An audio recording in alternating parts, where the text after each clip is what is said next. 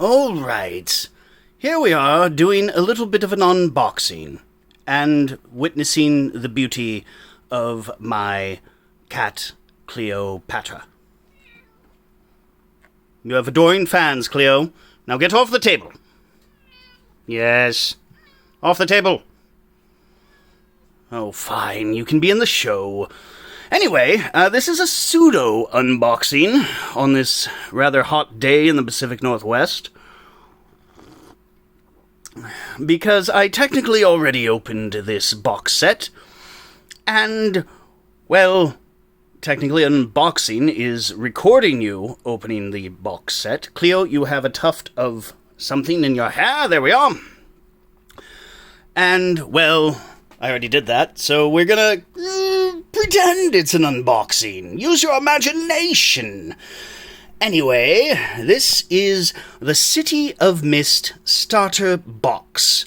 It's captioned, Ordinary People, Legendary Powers.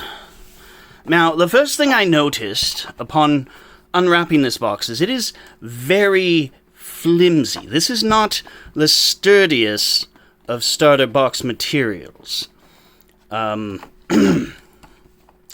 So that is a little bit of, this is a little troubling.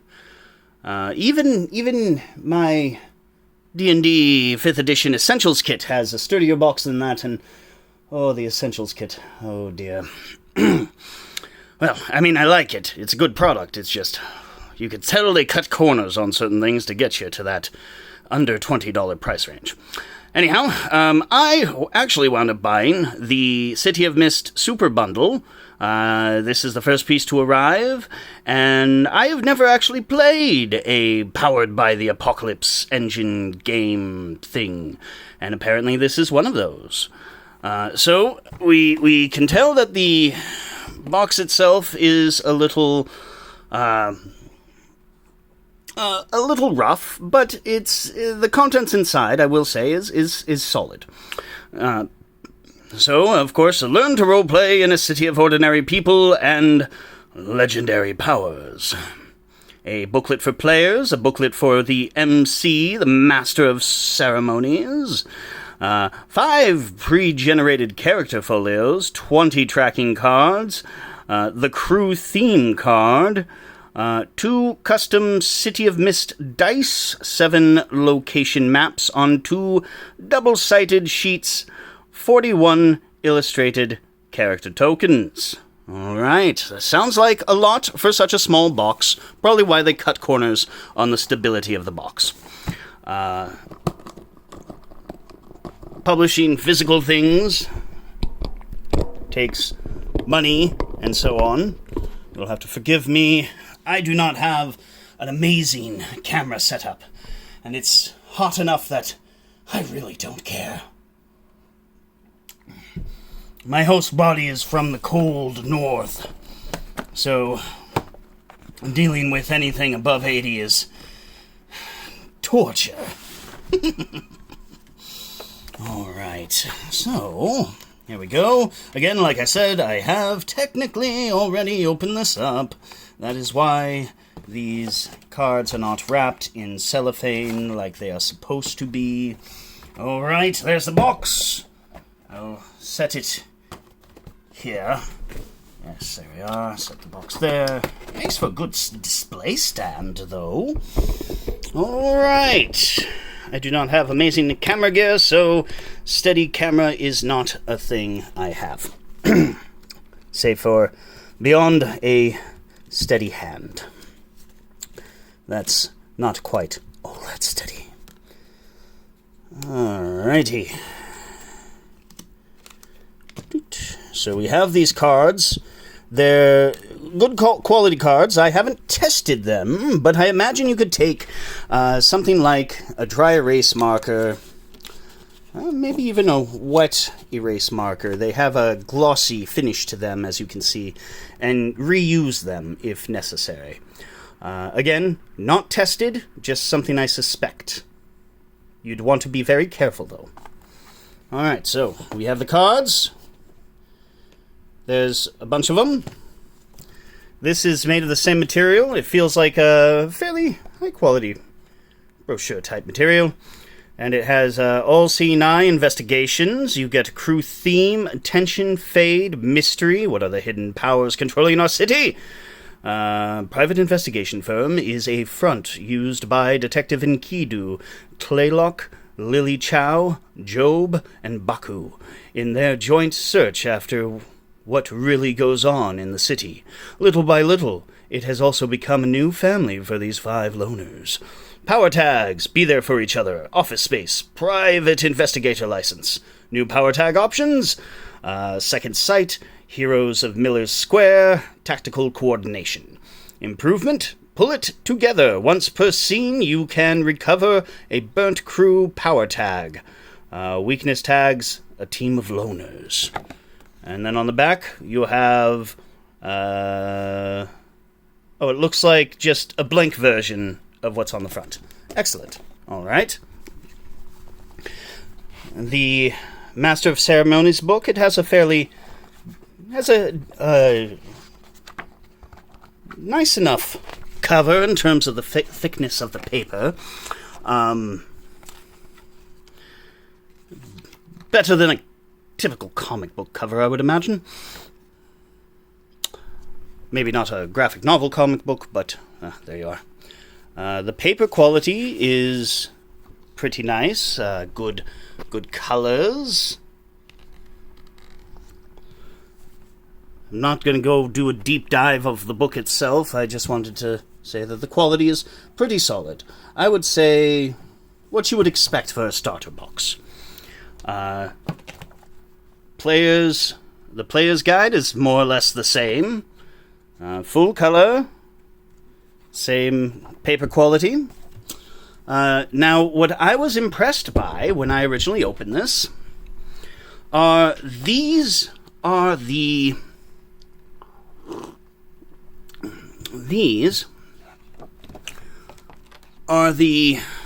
pre-gen characters. And they are actually really nice. There's a glossy finish. They're thick. And they fold up in such a way that I could totally see these being in a manila folder. In some sort of file drawer somewhere. So, let's see. We have Tlaylock. We have Lily Chow. We have Job. We have Detective Enkidu. And we have Baku. Let's read up on Detective Enkidu since... Oh, whoops, that's Job. There we are. Okay, so you get a bit of flavor text. It's always been there, ever since I was a child on the streets, this urge calling me to rip through all this modern woman crap and just surrender to the wild and become a beast. When I answer the call, this facade of normality is not the only thing I tear through. You better not get in my way. That's why I keep it bottled up. I don't have time to go on a wild rampage. I've got more burning issues to deal with. Like how this neighborhood is going to hell, and how my sergeant is all up in my grill for not doing my paperwork. Problem is, ordinary cops don't see the things I see, which is why I'm moonlighting as a private eye with people like me. If any of my colleagues finds out, I'm done for. Alright, so you got a good background, good motivation. Got full color. This is practically something you could hang on your wall. It's very pretty. Good art, very reminiscent of comic books, like I imagine they are totally going for, like comic book noir. And here you have the actual sheet. Of course, I have no idea what any of these things are. I haven't even begun to read the rules. I will shortly, eventually, yes. Anyway, it looks like she has wild powers, I imagine. What does it feel like to be wild? In the dark recesses of her soul, Detective Enkidu harbors a feral creature, the heroic beastman Enkidu of ancient Mesopotamia. Can she trust its animalistic wisdom? Ooh, interesting. Hard-boiled detective, standard issue gear, precinct 23. All right, yes.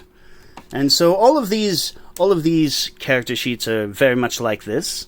You have a number of them. I will not go through every single one, but they're very nice. And again, you could probably use a wet erase or a dry erase marker at the very least on them without doing too much damage, so you can reuse them, which is important, I find. And then if you've, these are cardboard punch-outs for tokens, like you would probably expect to find in a starter box set. Put those over there. And then we have the maps. Now, as a D&D player, I do tend to, and Pathfinder and Savage Worlds, I do tend to prefer maps with grids. So I imagine they have something where you use like a ruler or measuring tape, or maybe range just doesn't matter all that much. Maybe you're just supposed to eyeball it. I don't know. So I suppose I'll find out eventually. Now let's see if I can open this up one-handed. All right. Aha! So here we have a ballroom. There's a fireplace, a bunch of tables set for a dinner, a bigger map on that side, and a bunch of smaller maps on this side. There is what appears to be a bar. Yes, this is a bar. It is Rusty's bar, and I have this upside down, apparently. So, oh, things falling. We have Rusty's bar over here on this side. Nicely done. Good art. Still captures that comic feel, but feels like an actual bar layout. I find a lot of D&D tavern maps feel like they're trying to fit in the space they're given rather than actually showing you what a tavern might look like. And then we have a alleyway, which, you know, this is all centered around hard-boiled detectives, noir, and comic books. So, superpowers tied to mythology and lore. And then we have another one. This has some sort of old aquarium. Ah, I see. An old aquarium. So these must be the panes of glass, and those are the displays. Okay. And then, of course, on the other side, we have, well, apparently a messy apartment, but whatever. We have a liquor store. All right, over here, it's a detective's office, probably your base of operations. The crew's office, yes. And then a speakeasy. Gotta have a speakeasy in these games. Oh, look at all those fat stacks. Aha! And that more or less covers everything, except for one important thing. And this is the one thing that makes me a little concernicus about this game. It's based around 2d12s. Now, if any of you have played pen and paper RPGs before, D12s tend to be the unfavored sons of RPG games. Their range is too broad for a proper use as a substitute to D20s, and gamer superstition is that they'll never roll as high as they seem to be capable of. Now, these, unfortunately, as far as dice go, are, well, they're pretty, but their edges are very rounded. They look over-polished, which is kind of a cheap... Oh. One moment. I rolled a 4. Alright, over-polished, which is usually a sign of, cheap dice. And when I was rolling them earlier, they didn't seem to like to roll above 6 all that often. So here we have a 3 and a 2, 1 and a 2,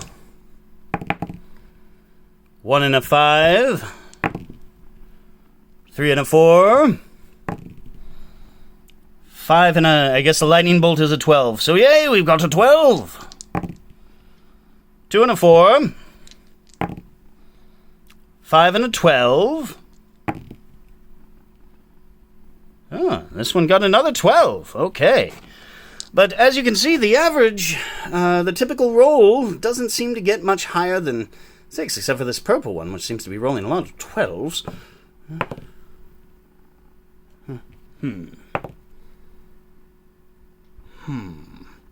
Yes, so I would recommend maybe testing your dice out a bit, and if you have spare D12s around that are a little more evenly balanced, you might use those.